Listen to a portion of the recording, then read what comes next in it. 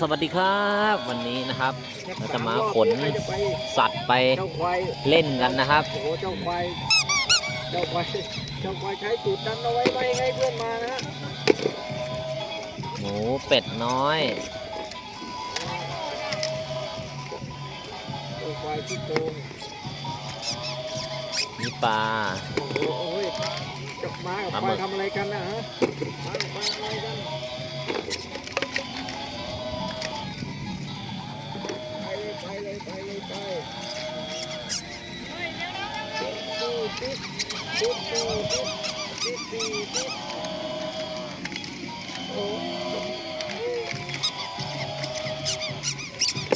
ไปไปเลยนะครับ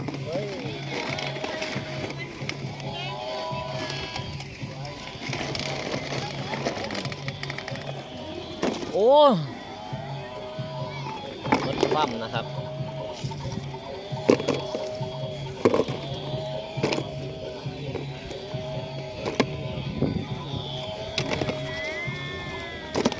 ไป